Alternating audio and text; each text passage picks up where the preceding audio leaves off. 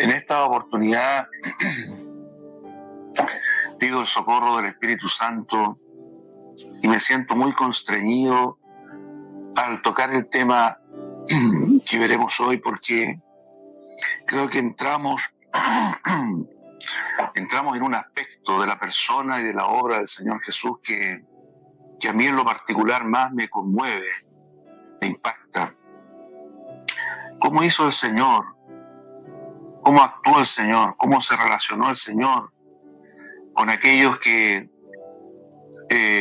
después de haber estado con Él por algún tiempo, en algún momento se alejaron? ¿Qué hizo el Señor? Si nosotros miramos a nuestro alrededor, vemos que hay en general distintas reacciones frente a las personas que se alejan, y no siempre son las mejores. Se fue, se alejó, se apartó, se descarrió. La palabra descarriar que solemos usar siempre atribuye, o casi siempre atribuye, la responsabilidad del descarrío al que se va. Tuvo problemas, no estaba en condiciones, se embelesó con el mundo, etc.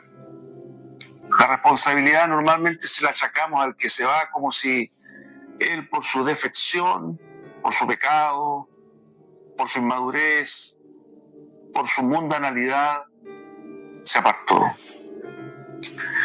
Y entonces nos lavamos las manos y nos desligamos de toda responsabilidad los que estamos adentro.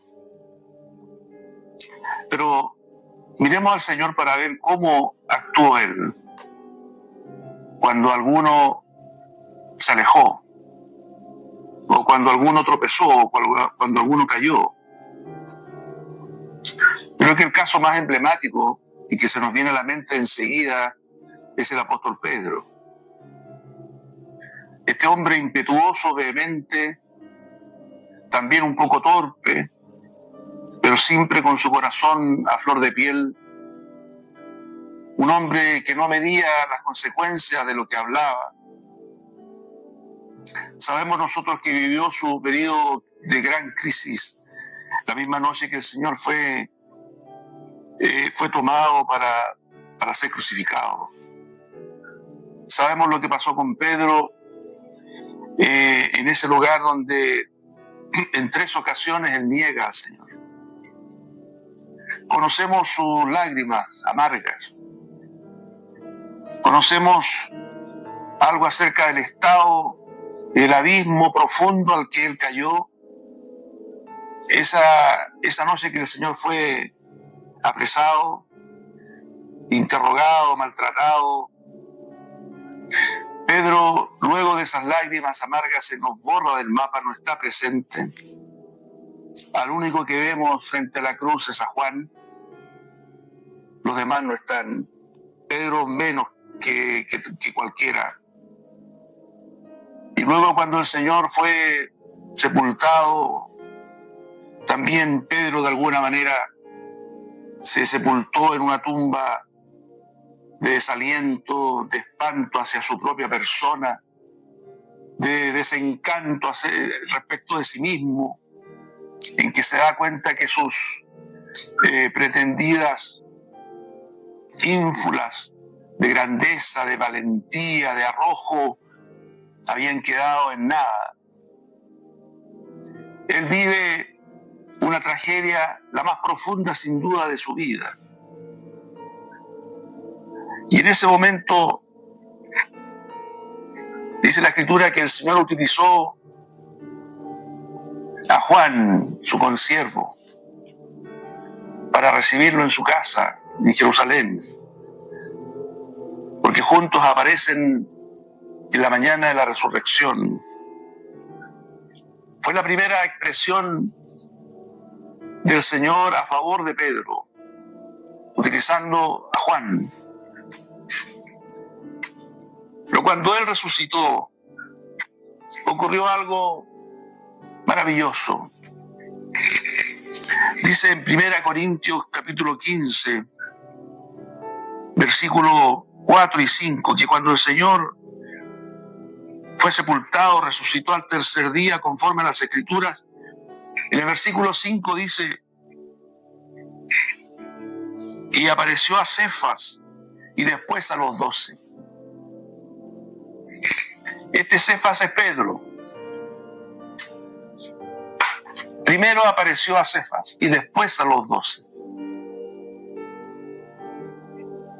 Esta es la primera acción concreta que vemos del Señor hacia un Pedro que ha flaqueado en el momento crucial.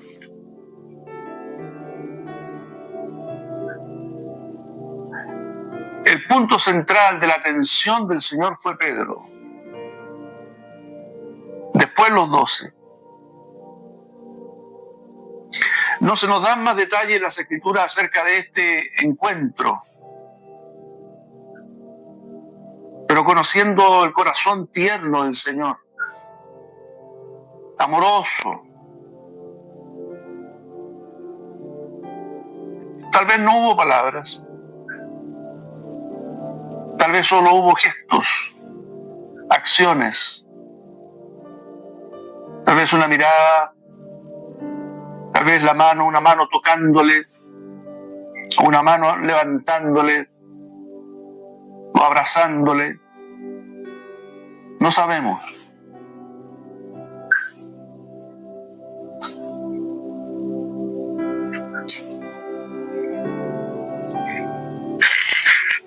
Esta es la reacción del Señor. Lo buscó a él primero. Los 12 podían esperar, pero Pedro no podía esperar.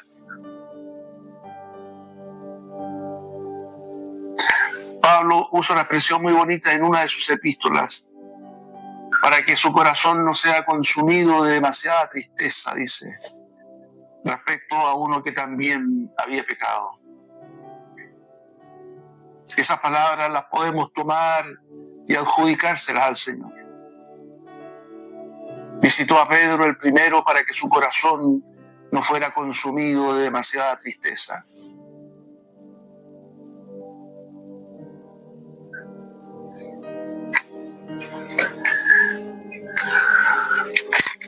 En Juan capítulo 21,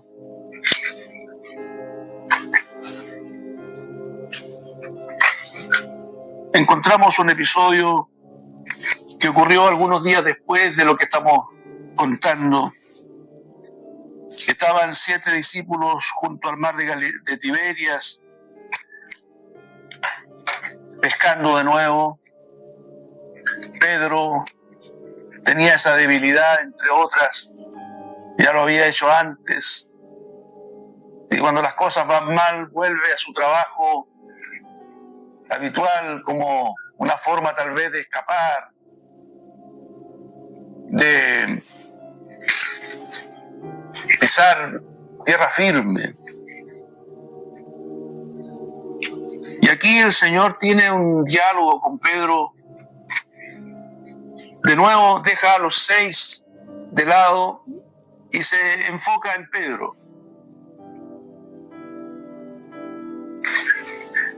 Y se produce una conversación tan hermosa.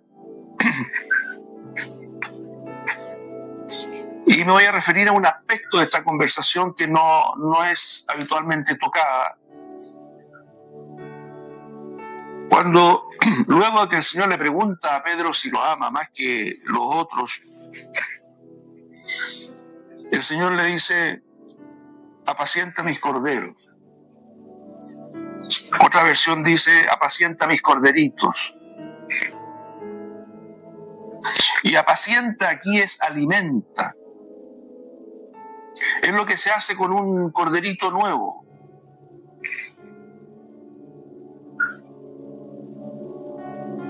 Para atender a un corderito nuevo hay que tener mucha delicadeza y ternura.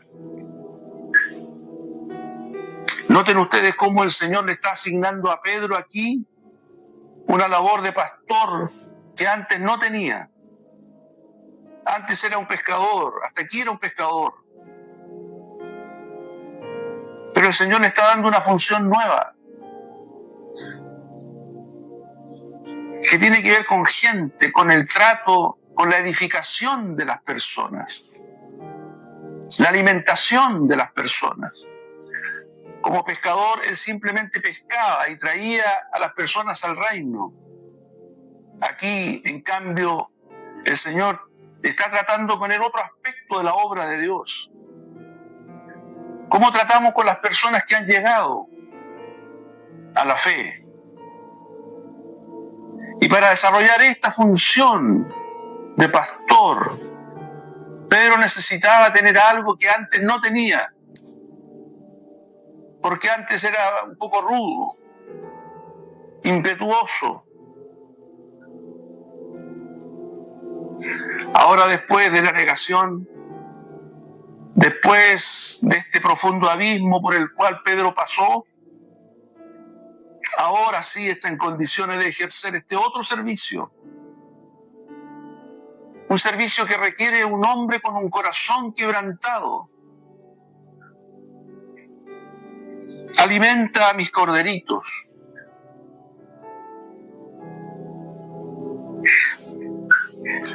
Ustedes saben que a veces los pastores alimentan a los corderitos con una mamadera, como si fuera un bebé. Así, con esa ternura de madre.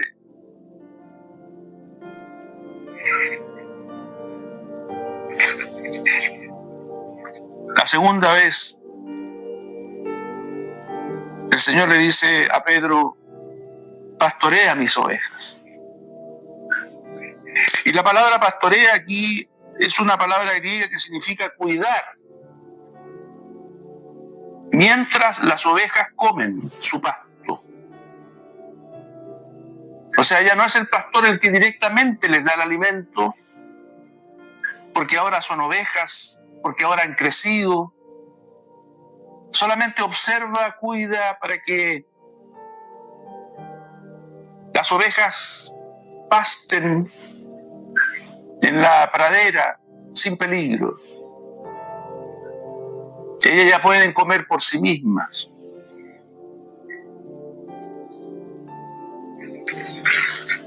Y por último, le dice el Señor: apacienta mis ovejas.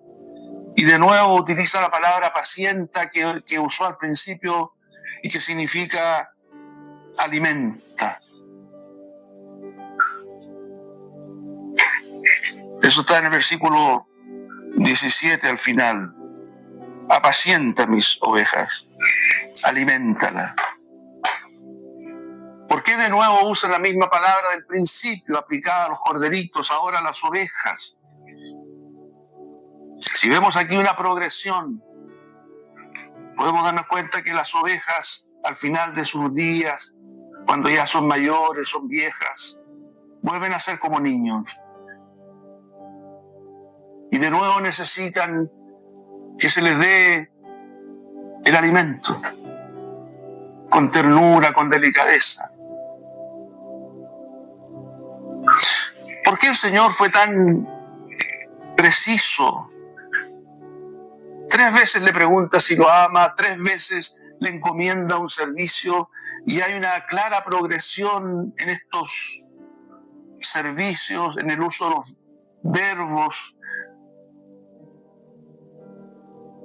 ¡Qué sutileza! Aquí vemos una sutileza que el Pedro de antes no podría haber visto ni ejercido.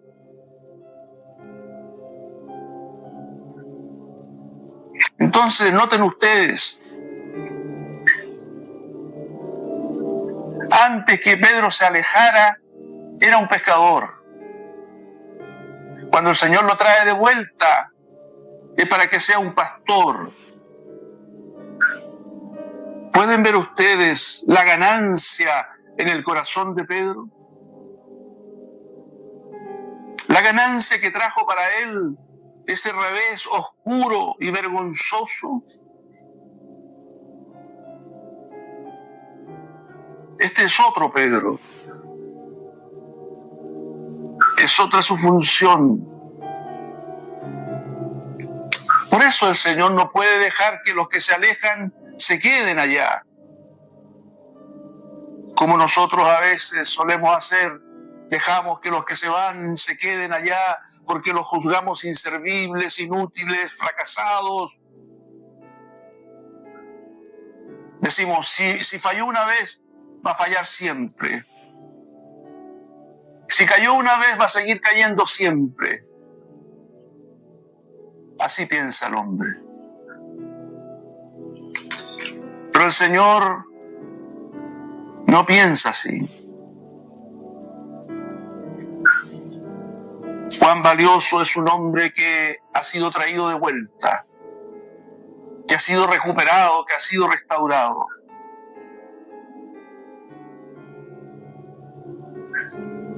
Que el Señor cambie nuestra manera de pensar, tan humana, tan baja, y podamos tomar los pensamientos de Cristo y el sentir de Cristo y hacer como Él hizo. Si el Señor no lo hubiese traído de vuelta, no tendríamos al fogoso predicador de Pentecostés, no tendríamos al apóstol que sanó a aquel enfermo en el pórtico La Hermosa, no tendríamos a aquel hombre dúctil al Espíritu que tenemos en la casa de Cornelio. No lo tendríamos restaurando después a Juan Marcos. Nos habríamos perdido a Pedro para siempre. Si es que el Señor no lo hubiese traído de vuelta.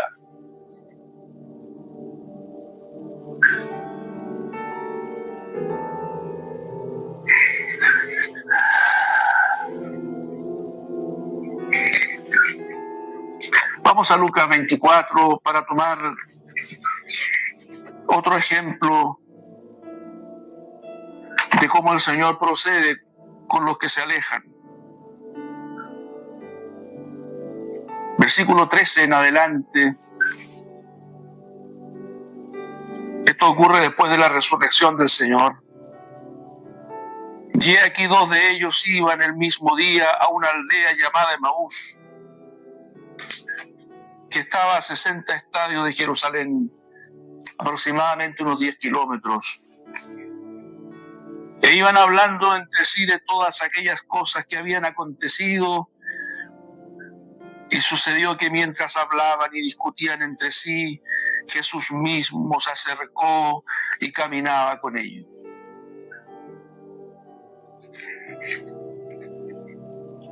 ¿Por qué el Señor no lo dejó irse?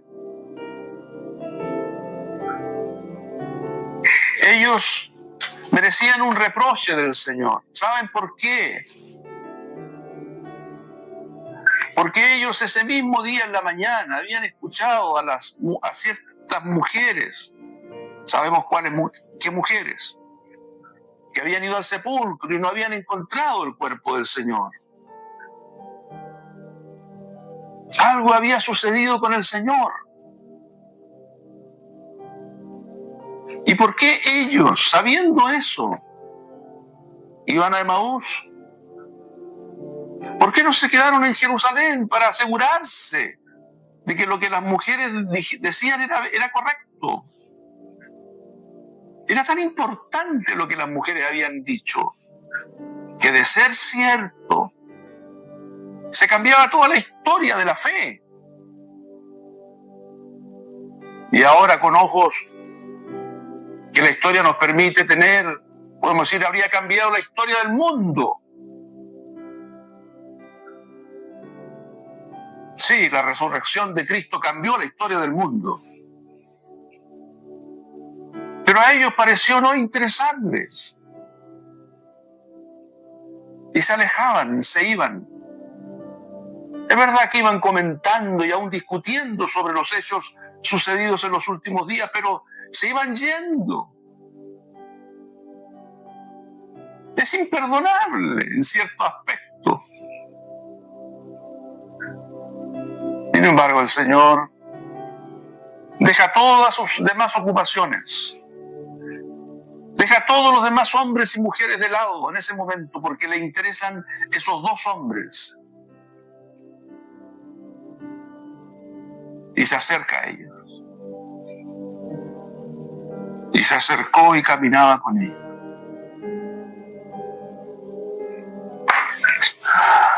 Se acercó.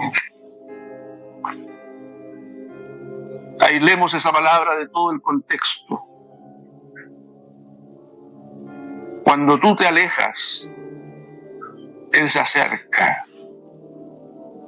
Él no te deja ir. Él no se desentiende de ti. Él se acerca.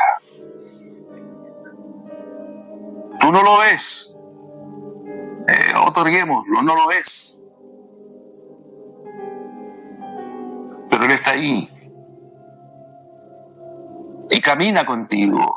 En esa desesperanza que tú llevas. En esa pérdida de la fe, de expectativas. En ese afán de dar vuelta a la página. Ahí Él está al lado tuyo.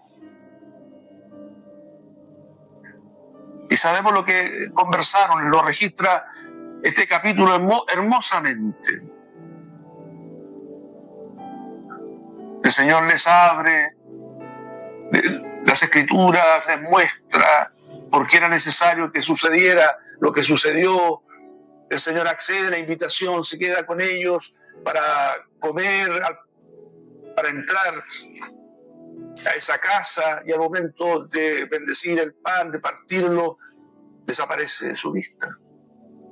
Sabemos. Pero vean la reacción de ellos. Y levantándose, en el versículo 33 del capítulo 24, y levantándose en la misma hora volvieron a Jerusalén.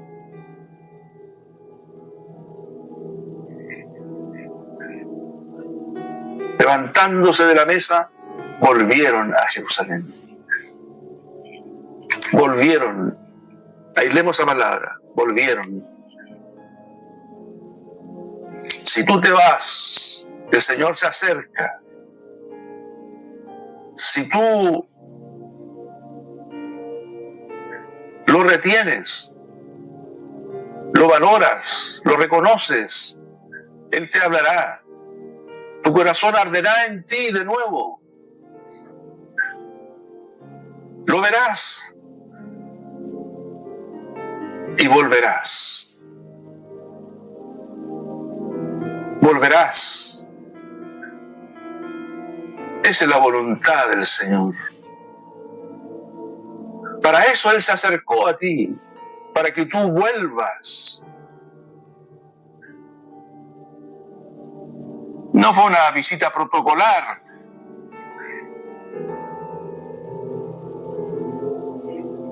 Es para que vuelvas. ¿Dónde estás, querido hermano, hermana? Si tú te has alejado, ¿dónde estás? Mira a tu lado, Él va caminando contigo. Míralo y escúchalo. Abrirte las Escrituras. Y percibe cómo tu corazón arde mientras Él te habla.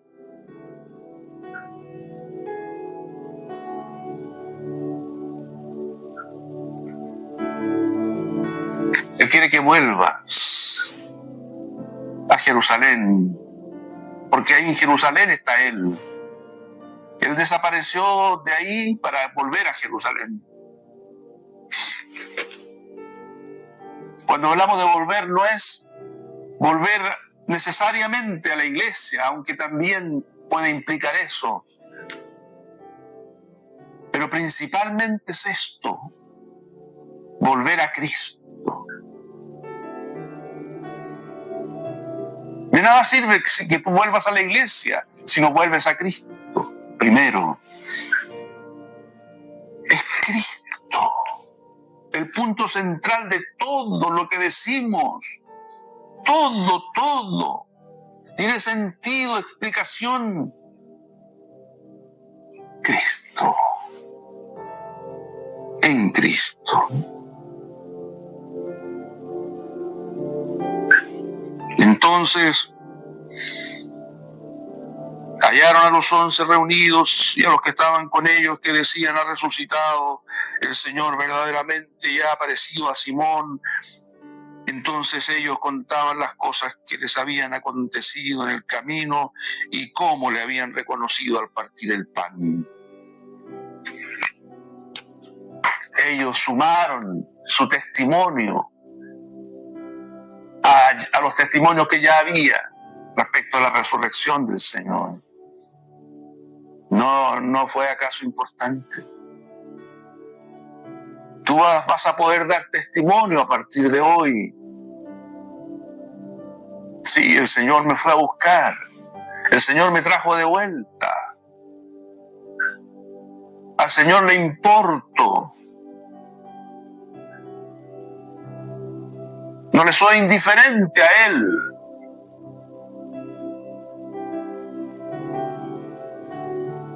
Puede que a los hombres les seas indiferente. Si tú vives o mueres, a nadie le importa. Quizá. Pero al Señor sí le importas. Él dio su vida por ti. Él derramó su sangre por ti. Y más aún, Él tiene un propósito para tu vida. Porque Él te escogió antes que el mundo fuese. Antes que su mano diseñara el universo. Antes que con su palabra creara la luz. Antes de Génesis 1, tú ya estabas en su corazón. Y Efesios 2:10 nos dice que hay obras que Él diseñó y preparó para que nosotros anduviésemos en ellas. Y 2 de Timoteo 1:10 dice que Él nos llamó con llamamiento santo antes de los tiempos de los siglos, con un propósito, el propósito suyo, al cual Él nos ha introducido. Lo que pasa contigo no es indiferente a Dios.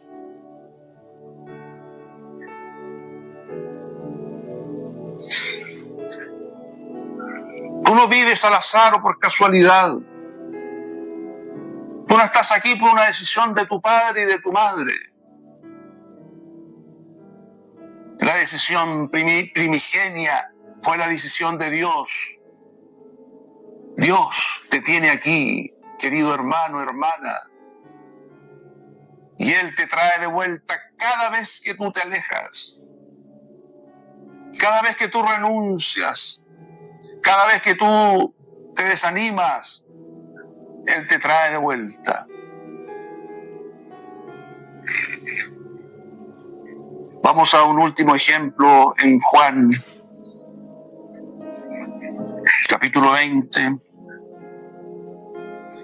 versículo 24, dice: pero Tomás, uno de los 12, llamado Dídimo, no estaba con ellos cuando Jesús vino.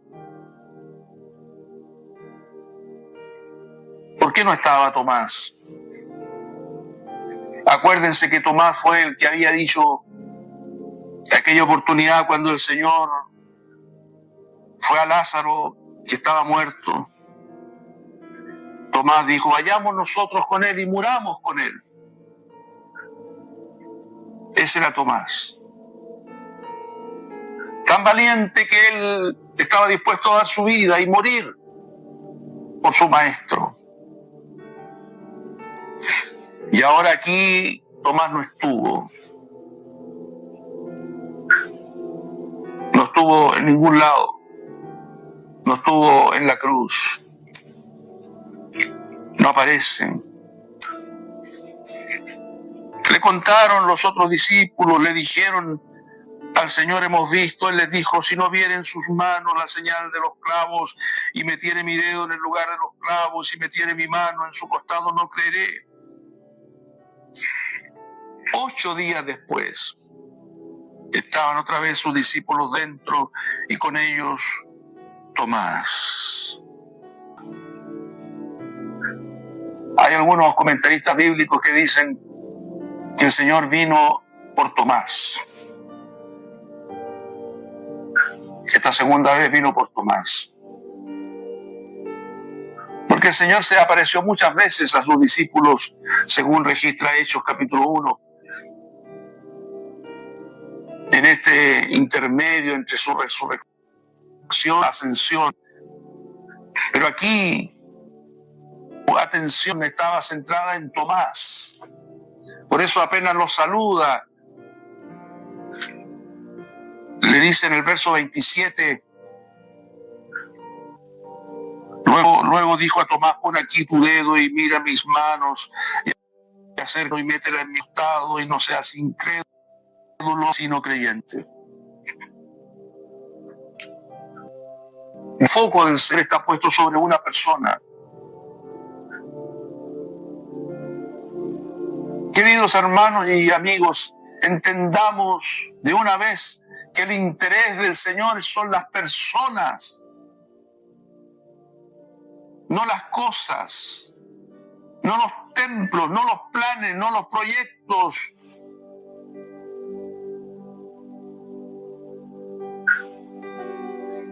Las personas.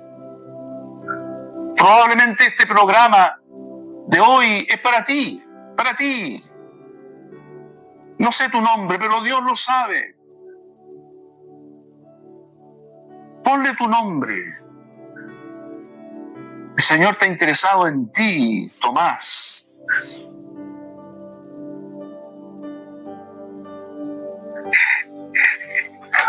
Tomás, no puedes ser un incrédulo. No te puedes quedar atrás porque un día dijiste que estabas dispuesto a morir conmigo y ahora tienes temor. Ahora dudas. Tomás, no puedes quedarte atrás por eso. Sé un creyente. Tomás, hoy vine por ti. Hoy estoy haciendo esto por ti. Este programa es por ti.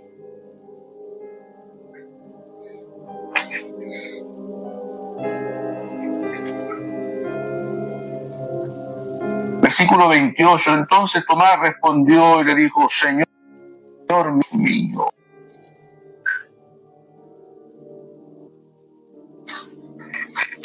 No se registra de ningún otro discípulo esta expresión tan maravillosa, esta revelación que recibió Tomás en este momento. Señor mío y Dios mío. Fíjate que el centro de todo este episodio es este reconocimiento de Tomás hacia la persona del Señor. Una expresión de adoración. Hay una revelación, un descubrimiento para Tomás. Ahora ve, ahora conoce. Antes no conocía, ahora conoce. Porque el Señor lo ha visitado.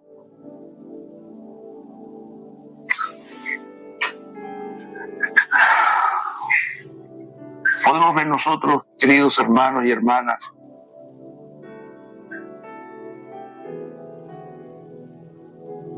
cómo Él se preocupa y atiende a los que se alejan,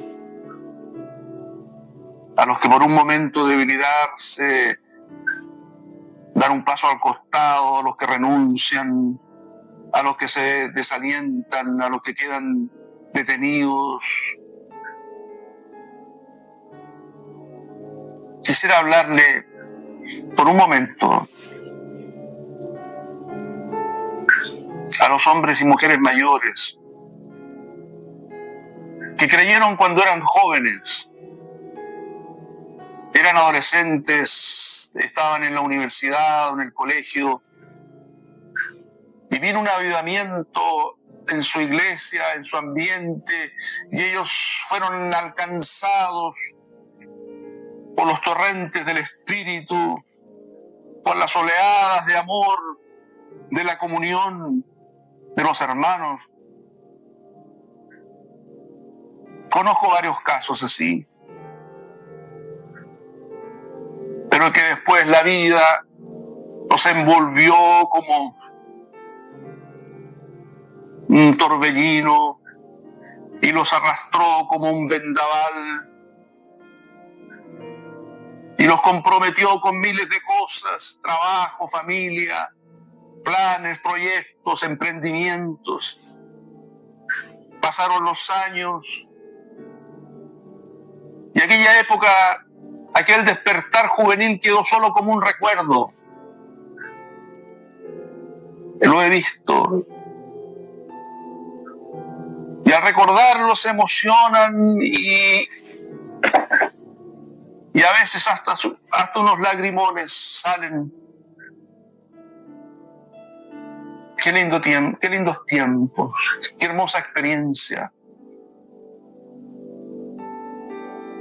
Y ahora en el presente son árboles secos que no han sido regados por años. Tienen solo el recuerdo de una fe preciosa. Tal vez seas tú uno de ellos.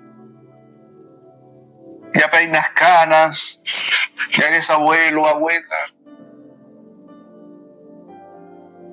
Ya no vas a la iglesia, o si vas solo como una costumbre, un hábito. ¿Tú crees que ese Dios que te atrajo, que te envolvió, que te acarició en tu juventud, ya no existe hoy?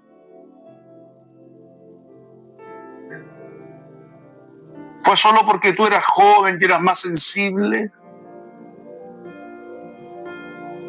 No.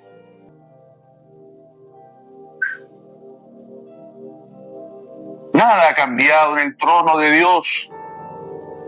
Nada ha cambiado en la voluntad de Dios para ti. La voluntad de Dios para ti es tenerte cerca, es tenerte dentro, es tenerte sumergida en esas ondas de amor, sumergido en esas oleadas llenas del Espíritu.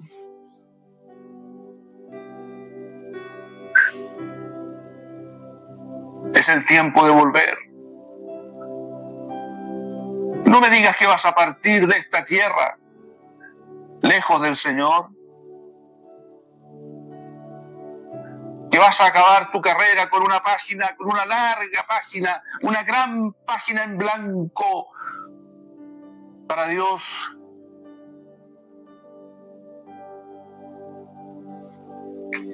Vas a terminar así tu vida. Por favor, deja que el Señor escriba el último capítulo de tu vida.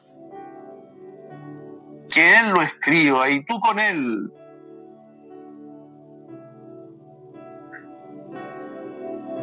Los hechos de fe que cierran el círculo. Un círculo que se abrió en la juventud y que se cierra en la vejez. De fe en fe, de fe y para fe. Permítele al Señor que lo haga. Él te está hablando. Él no ha renunciado a ti porque Él nunca da una oveja por perdida. Desde el principio el Señor salió en busca del hombre, desde Adán en el huerto.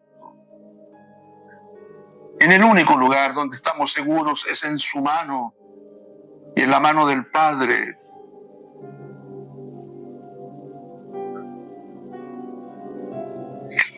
Te invito a que hagamos una oración de retorno. Volvamos a Jerusalén. Volvamos a ser creyentes como Tomás. Volvamos como Pedro a hacernos cargo de los corderitos y de las ovejas. Si no lo hacemos nosotros, va a quedar el hueco y esas cosas van a quedar sin hacerse. El lugar que tú dejaste está vacío y está esperando por ti.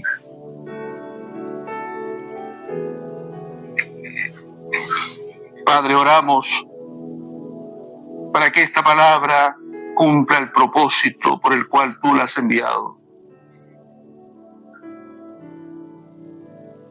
Que toque y aún atraviese el corazón más duro. Quebranta, Señor. Quebrante tu espíritu, el corazón, y lo doblegue delante de ti otra vez, como al principio. Padre, lo rogamos en el nombre del Señor Jesús. Amén.